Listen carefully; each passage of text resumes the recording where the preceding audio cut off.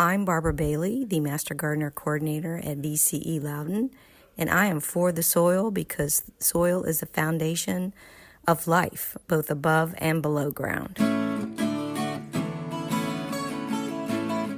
Hello, everyone, and welcome to For the Soil, a conversation. I'm Jeff Ishii, your host, and my co-host, Dr. Eric Benfelt, Virginia Cooperative Extension Community Viability, and Mary Sketch Bryant with Virginia Soil Health Coalition. We're going to be talking about, some very interesting topics, especially at this time of the year. It is a vibrant time of the year for Virginia agriculture. There's a lot going on in the farm community. Dr. Benfelt, would you introduce our special guest? Sure, Jeff. We're very pleased to have Maureen McNamara Best with us, as well as Maureen Mo McGonagle, with both associated with the local environmental agricultural project in Roanoke. Maureen works as the executive director for LEAP, and Mo directs the Regional Foodshed Network. So we're very pleased to have Maureen and Mo with us, and would welcome you each to tell us a little bit more about the local environmental agricultural project as well as the Roanoke Foodshed Network. Yeah, thanks for having us. I'm Maureen McNamara Best. I am the executive director of LEAP. We are a nonprofit based in Roanoke, and we really look at food and food systems and community and health from a systems lens.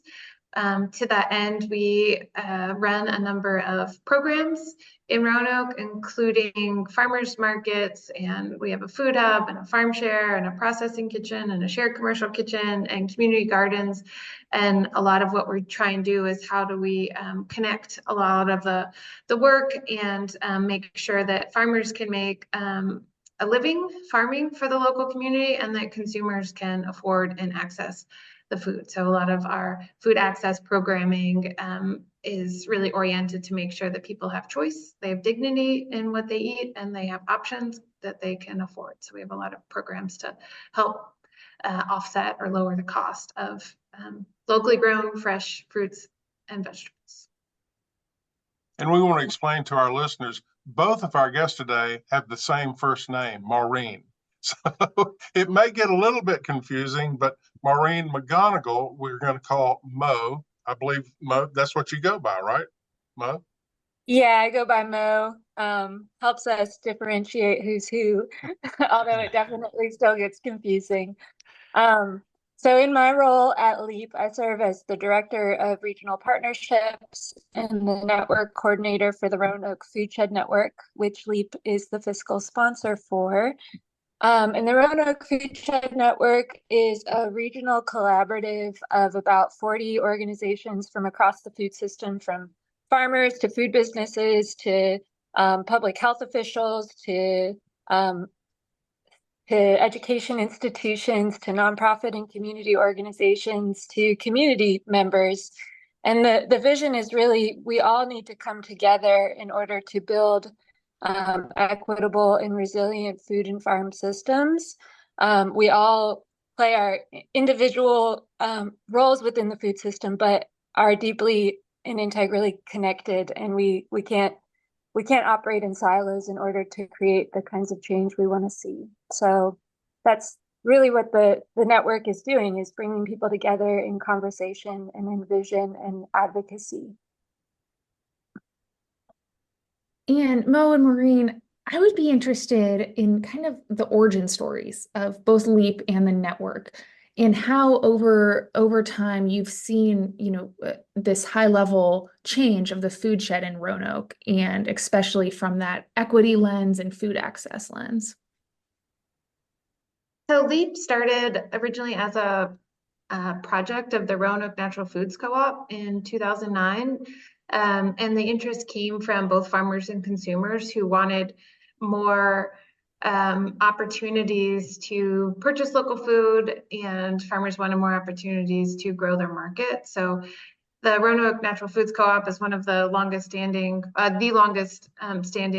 food co-op in Virginia, and they have been a huge partner in really prioritizing and developing community around food. And so the LEAP was started around Grandin Village Farmers Market, and it has grown since then. So in some ways, what we're still doing is we're still trying to build the market and have spaces for interaction between producers and consumers. And, the producers are thinking about the land, the soil, the water. And, LEAP really does a lot of the work on the in-between of what does that intersection look like? How do we make sure that there isn't just one way to support farmers? There isn't just one way for consumers to shop. And there isn't just one consumer, just like there isn't just one production model or one farmer. And so really trying to look at diversity and abundance and resiliency and flexibility. And so as LEAP has grown, we'll pilot a program, and then we'll learn, and we'll continue to get feedback, and then we make changes. And so what LEAP was in 2009 is very different than what it is now, and it'll be very different in another 10 years. And so I think just this type of work, so close in partnership and in such dynamic places as food and health, just like with soil, it's like every crop, every community needs slightly different things from the soil. And so how do you constantly tweak and shift and change and like just have that be part of how you work, as opposed to it being like a constant stress? And I think it's hard. I think it's really hard to constantly be checking in on the health and why are we doing things and is it working? So I think the LEAP's history is a reflection also of really that community and how to work in community. And then the last thing I'll say is that during COVID, when people started to think about food, maybe some for the first time ever, really, LEAP, we had strong relationships with farmers and started to we were able to respond to community stated need for fruits and vegetables when grocery shelves were empty. And so we had, it was an honor and also an opportunity for us to continue to grow and develop. And so we've had a number of years of pretty intense growth. And the farmers have responded. And so farmers are growing more. We're working with more farmers directly. The sales of food regionally just continue to increase, and farmers are growing in partnership with us. And the way that we have our access point structured, it allows us to work with farmers who maybe are growing 50 crops and only 5 bags of everything, or 5 crops and pallets of each one. And so we have a lot of different ways to support farmers and support consumers. Dr. Benfield, I believe you had a question.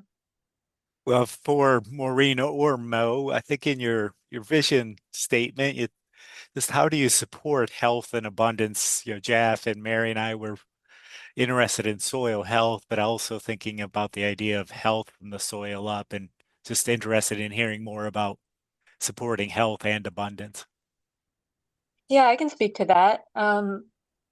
What I was going to say with the founding of the Roanoke Foodshed Network, I feel like is pretty applicable to this question too, Eric, in that health and abundance, from what I've seen in my role of supporting and kind of nurturing this network, is that it really originates in relationships. So in the same way that the health of soil is so embedded in the relationships of all the different microorganisms, the health of a food system is too. And so that's really the role and function of the network, is to be able to bring people together in relationship, because that's really where where any change or any kind of vision, the activation of a vision is possible. So, looking about building connections from across, sectors that might not normally have relationships. The Roanoke Foodshed Network was really born as a way to build greater ties between our rural areas where food is being produced, and then the urban areas where the larger populations centers were. So, looking at really cultivating change within our food system as not really being possible until we can bring together agriculture and the geographic areas in the land where food is being produced, and then the areas where people need food the most. And so cultivating relationships through bringing together conversations in a network is where the origins of the Roanoke Foodshed Network began. We're talking today with Mo McGonagle with the Roanoke Foodshed Network and also Maureen McNamara Best. She is with LEAD, that's LEAP, LEAP, Local Environmental Agriculture Project. And Mo, I have a question for you. In reading your bio on the website, you enjoy playing music, meditation, hiking with your dog, gardening. And that's what I want to ask you about. Tell me about your garden and what you do in your garden to improve soil health. Yeah, I've got a great big garden in my front yard, and we're growing a wide diversity of crops. So that's one of the things that we do is try to integrate flowers to bring in pollinators, and birds and cultivate biodiversity, and also cover cropping. So I'm thinking about this fall putting some oat cover crop in the garden to cover the soil and doing some straw mulching as well. But yeah, I love gardening and have love kind of being an example of kind of front yard gardening and how you can take a small plot and really make it into a haven of wildlife and biodiversity. And Maureen, do you have a garden? I do have a garden, and I would say that my garden is really great at volunteers from the compost. That's probably my biggest success. I have a very prolific seed starting compost. And so we have some favorite crops that just keep coming back. So I garden with my kids mostly so that they can, they have grown up at the farmers market, so they're very familiar with produce and eating things raw. And it's, seeing it in the garden and from seed to belly, I think is really important. And so, yeah, my kids and my dog also likes radishes and will harvest them from the garden, or will like raspberries off. So I would say it's kind of a snack space. That's a good thing. Yeah. And Maureen and Mo, you talked about this systems lens and working both on the producer side as well as on the consumer, or that kind of end chain and all and being the in between, and thinking kind of that soil health piece. What you have seen from a conservation or interest in soil health and stewardship of the land on both ends of that, and kind of how you manage that push and pull where you can't have, I guess, the interest in local food in well stewarded land just from one end. It's got to be that full spectrum, and how you all manage that. I mean, I think similar to what you all are trying to do, it is about stories, and it's about relationships, and it's about helping make connections more visible and more explicit. I think we don't do multidisciplinary thinking or systems thinking very much. And so when I have been able to see the light bulb shine, it's usually when I'm giving someone a tour of our space so they can see the market, they can see the retail store, they can see like where the food's coming in from farmers, and they can see like what happens to food waste. So we can talk about the whole cycle, and and then if you're also in the garden, you can talk about, you can see, you can touch, you can feel. And I think that it's hard to internalize it if you can't visualize it. And Maureen and Mo, this actually it might be a question that would lead us into a second episode, but I think, in terms of soil health, sometimes you hear about, respecting the soil, respecting the earth, and on your website, a term that we don't often talk about is the idea of dignity. I'd really like to hear your thoughts on that. Yeah, I'll just speak about it really quickly from a consumer perspective, especially in the emergency feeding space. People are given food and there isn't choice. And so how do we provide choice for consumers to choose what is right and best and meets their cultural preferences, their budgets, their taste preferences, their family choices, their lifestyle. And on the same side, how do we give that choice to farmers to grow in the ways that work for them and their lifestyle? And some may want to, they may have access to land and can grow and prefer to grow 5 crops, and some may not. And so we want to be transparent in the choices that we're providing on all ends, because I think a strong system should, does have value and dignity built in without it being, there's one way to do it. And if you don't fit in this, then you're out of luck. And Mo, your thoughts on dignity and soil health?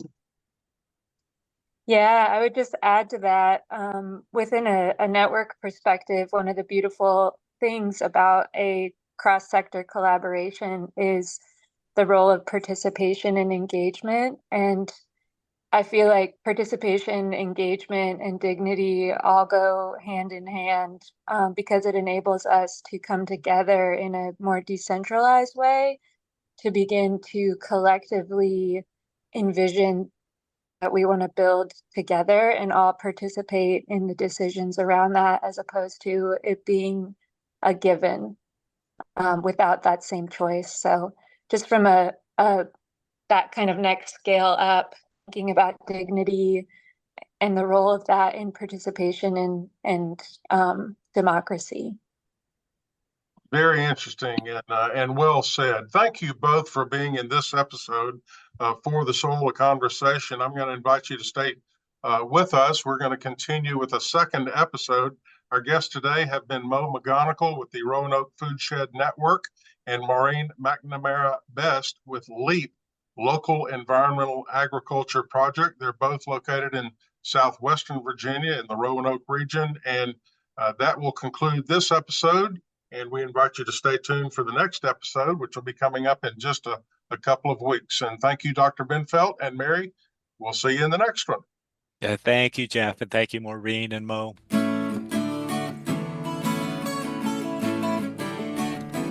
For the Soil, a Conversation is made possible with funding support from the National Fish and Wildlife Foundation and the Agua Fund.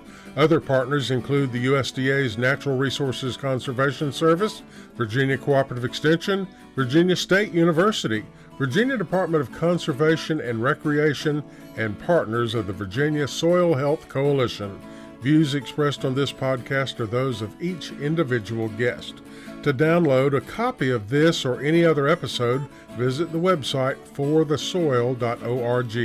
If you have a specific question about soil health, just call your local extension office, your local USDA service center, or a soil and water conservation district office.